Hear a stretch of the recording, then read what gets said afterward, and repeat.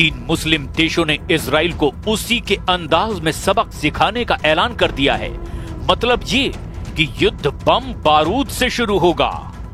जरूरत पड़ी तो इजराइल पर परमाणु हमले की तैयारी है। मुस्लिम देश इजराइल से लेबनान, ईरान, सीरिया, यमन और गाजा का पूरा हिसाब लेने जा रहे हैं। नेतन्याहू के लिए ये युद्ध बिल्कुल भी आसान नहीं, क्योंकि इस बार ट्रंप भी साथ देने को तैयार नहीं। वेस्ट बैंक पर छिड़ा गाजा से भयानक युद्ध। 22 मुस्लिम देशों का इजराइल पर हमला।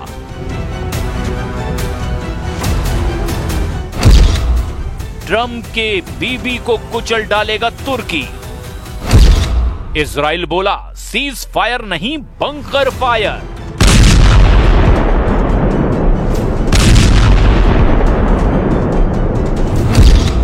यूक्रेन से पहले खाड़ी में तीसरा विश्व युद्ध।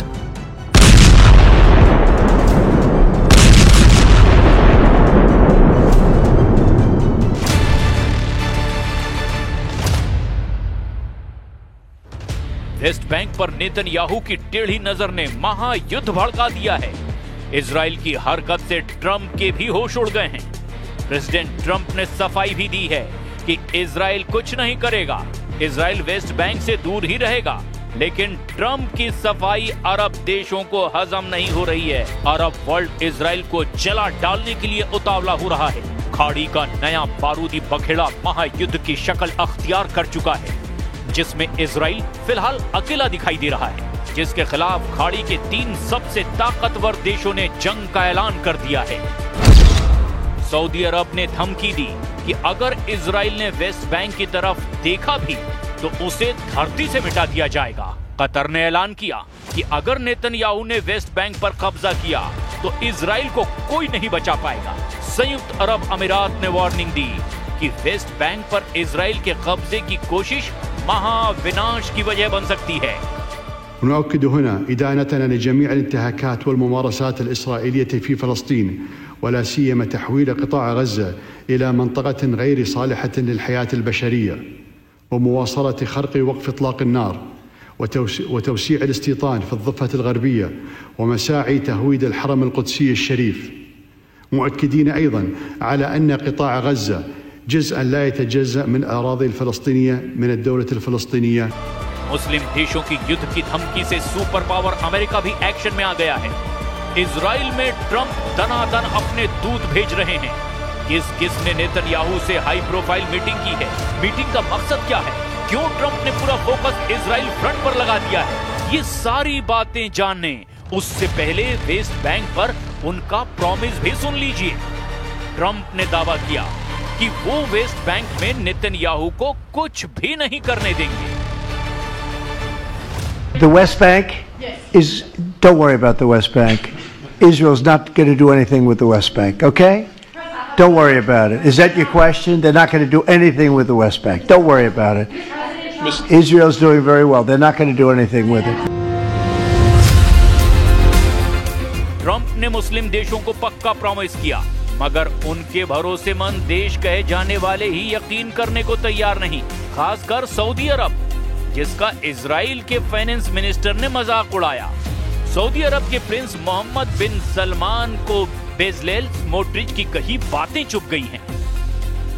אם סעודיה אומרת לנו נורמליזציה בתמורה למדינה פלסטינית, חברים, לא תודה, תמשיכו לרכב על גמלים על החול במדבר בסעודיה, אנחנו נמשיך להתפתח באמת עם כלכלה וחברה ומדינה ואת כל הדברים הגדולים והנהדרים שאנחנו יודעים לעשות. अरब देश इजराइल की संसद में पेश हुए विधायक से भड़के हुए हैं। इजरायली संसद ने एक दिन पहले 2 बिल पास की जो वेस्ट बैंक पर इजरायली कानून लागू करने का रास्ता साफ करते हैं। पहला बिल पूरे वेस्ट बैंक पर संप्रभुता थोपने का है, जबकि दूसरा पूर्वी जेरूसलम के पास माले अदुमिम सेटलमेंट को कवर करता है। The West Bank is not going to be annexed by Israel. The policy of the Trump administration is that the West Bank will not be annexed by Israel. That will continue to be our policy. And if people want to take symbolic votes, they can do that. But we certainly weren't happy about it. जैसे ही Knesset में bill pass हुए, मुस्लिम world भड़क गया। अरब league और OIC ने भी साझा बयान जारी करते हुए इजराइल पर हमला बोल दिया। उधर इजराइल दौरे पर पहुंचे अमेरिकी विदेश मंत्री मार्क रूबियो के सामने पीएम नेतन्याहू ने सुरक्षा चुनौतियों पर फिर से चिंता जाहिर कर दी। Today, this is a circle of trust and partnership. You've been an extraordinary friend of Israel, and now we face days of destiny. We want to advance peace. We still have security challenges, but I think that we can work together, and by working together, both address the challenges and seize the opportunities. And there are plenty of both. PM Netanyahu के साथ meeting के बाद mark Rubio ने Hamas को हथियार छोड़ने की चेतावनी एक बार फिर दोहरा दी है। इजराइल के प्रधानमंत्री हमास के बंधकों के शवों को सौंपने की मांग भी कई बार कर चुके हैं। इसमें हमास की तरफ से हो रही देरी को वजह बता करके इजराइल वेस्ट बैंक मिशन में जुट गया है। वेस्ट बैंक की अहमियत क्या है, जरा इसे भी जान लीजिए। वेस्ट बैंक में करीब 30 लाख लोग रहते हैं, जिनमें 86% फलस्तीनी और 14% इजराइल बस्तियों के लोग हैं। वे अपने अपने समुदाय में रहते हैं और उन्हें एक दूसरे से कोई मतलब नहीं रहता। इनमें ज्यादातर इजरायली बस्तियां 70, 80 और 90 के दशक में बसाई गई, लेकिन पिछले कुछ सालों में वेस्ट बैंक में इजराइल के लोगों की आबादी बढ़ी है। इजराइल वेस्ट बैंक में बनी बस्तियों में बिजली पानी जैसी सुविधाएं देता है। इजराइल की सेना इन बस्तियों की सुरक्षा करती है।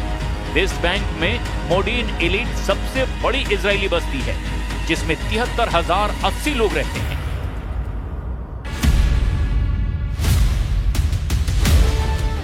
इजराइल ने अगर वेस्ट बैंक पर भी कब्जा जमा लिया तो फिलिस्तीन देश के लिए कोई जमीन नहीं बचेगी। इजराइल ऐसा करने के लिए सभी कोशिशें करेगा, क्योंकि नेतन्याहू पहले ही कह चुके हैं कि इस धरती पर फिलिस्तीन नाम का कोई देश वो बनने ही नहीं देंगे। पीएम नेतन्याहू ने गाजा युद्ध को मुक्ति युद्ध का नाम देकर के खतरनाक संदेश दिया है। ימי מבצע עם כלבי נגד איראן הדגשתי את הייעוד הנשגב שנטוע במורשתנו עם כלבי יקום. כך באשר למערכה כולה, זוהי מלחמת התקומה של עמנו כהמשך ישיר למלחמת העצמאות. אנו גם עומדים לפני חלוקת עיטורי גבורה וצל"שים לחיילינו ומפקדינו הגיבורים. כפי שהיה במערכות צבאיות קודמות, עיטורי המערכה הנוכחית יישאו את השם הרשמי.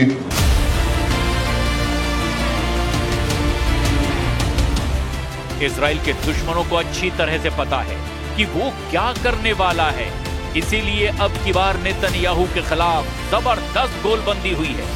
कोई शक नहीं कि युद्ध का खतरा बहुत ज्यादा बढ़ चुका है। पश्चिम एशिया में तनाव बहुत ज्यादा है, क्योंकि डोनाल्ड ट्रंप ने अब वेस्ट बैंक को अपनी नाक का सवाल बना लिया है। ट्रंप ने नेतन्याहू को क्लियर मैसेज दिया कि वेस्ट बैंक युद्ध में वो इजराइल का साथ नहीं देने वाले। तो फिर इजराइल का क्या होगा? फरवरी 2025 से इजराइल से युद्ध की तैयारी कर रहे एर्दोआन क्या पहला हमला बोलने वाले हैं?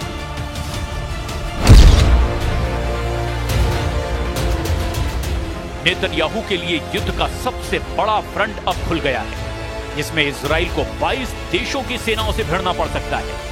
फिलहाल तो इस युद्ध में बारूदी तड़का तुर्की लगा रहा है। प्रेसिडेंट एर्दोआन हर दिन नए देशों को इजराइल के खिलाफ भड़का रहे हैं। गाजा पर ट्रंप के प्लान का खौफ दिखा करके एर्दोआन खाड़ी देशों में जबरदस्त वॉर प्लान पर आगे बढ़ते जा रहे हैं। एर्दोआन की गाजा पॉलिसी पर ज्यादातर देशों की सहमति भी है। मिस्र और जॉर्डन ने तो इजराइल के खिलाफ होने का ओपन ऐलान कर रखा है। मिस्र के राष्ट्रपति अब्देल फतह अल सीसी ने गाजा मुद्दे पर ही नेतन्याहू के खिलाफ मोर्चा खोला था, और एक बार फिर दुनिया भर से समर्थन लेने के बाद इजराइल पर एक्शन लेने का प्लान अरब अलायंस ने बना लिया है। एर्दोआन के वॉर ट्रायंगल ने नेतन्याहू को फंसाकर युद्ध में हराने का रोड मैप तैयार किया। एर्दोआन इजराइल को 1967 के दौर में ले जाने की धमकी कई बार दोहरा चुके हैं। Bu itibarla 1967 sınırları esas alınarak başkenti Doğu Kudüs olan bağımsız, egemen ve coğrafi bütünlüğü haiz bir Filistin devletinin vücut bulması şarttır. Türkiye ve Malezya bu noktada çabalarını ve Filistin'e desteğini hız kesmeden Erdogan ने युद्ध त्रिकोण कुछ ऐसा बनाया जिसमें फंसा Israel पूरी तरह तबाह हो सकता है। वेस्ट बैंक में ट्रंप का वादा इजराइल ने जैसे ही तोड़ा, तुर्की इजराइल पर 3 तरफ से हमला करने का प्लान बना सकता है, जिसमें पश्चिमी छोर से अरब देशों की संयुक्त सेना इजराइल पर टूट पड़ेगी, तो उत्तरी छोर से अंकारा से ऑपरेट होने वाली सेना और कमांडर जुलानी की फौज होगी।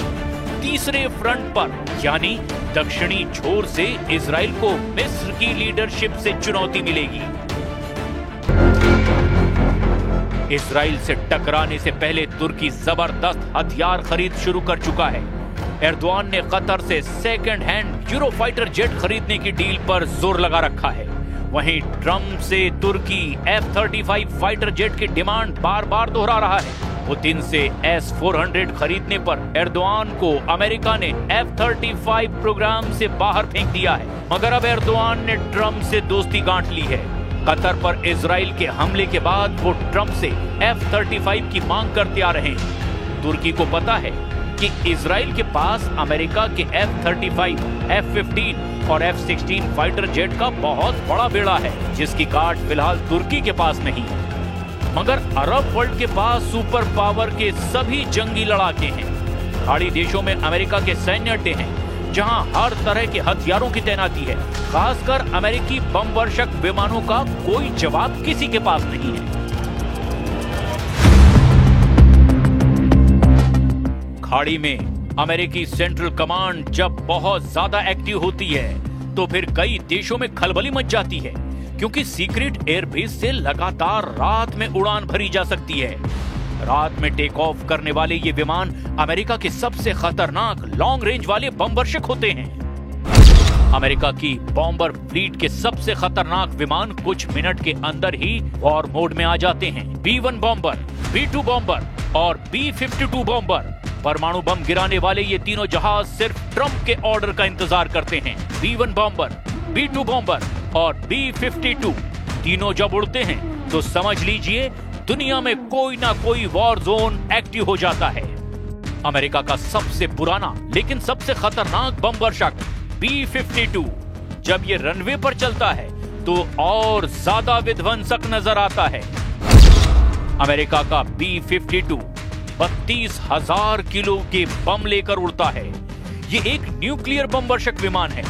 8 इंजन की पावर से उड़ने वाला B-52 दुनिया का सबसे पुराना और सबसे खतरनाक बॉम्बर माना जाता है। इस बम वर्षक विमान को अमेरिका हमेशा एक बहुत ही खतरनाक मैसेज के रूप में इस्तेमाल करता आया है। हालांकि अब तक ट्रंप सिर्फ इजराइल के हक में उसके दुश्मनों को अपने हथियारों से डराते रहे हैं, मगर वेस्ट बैंक पर उनका रुख नेतन्याहू से बिल्कुल अलग है। ट्रंप चाहते हैं कि गाजा समझौता किसी भी सूरत में बरकरार रहे, लेकिन इजराइल के इरादे खौफनाक हैं। वेस्ट बैंक में इजराइल डिफेंस फोर्स की एंट्री युद्ध की आग भड़का सकती है, और अगर ऐसा हुआ तो समझ लीजिए कि पश्चिम एशिया से शुरू होगा ऐसा बड़ा युद्ध जो यूक्रेन की जंग से भी खतरनाक होगा, जिसे रोकना ना ट्रंप के बस की बात होगी, ना खामनेई और ना ही एर्दोआन की। एक नया वॉर जोन वेस्ट बैंक से निकलकर इजराइल में बन जाएगा, और फिर वर्ल्ड वॉर का खतरा भी मंडराने लगेगा, जिसमें एटम बमों का धमाका भी हो सकता है।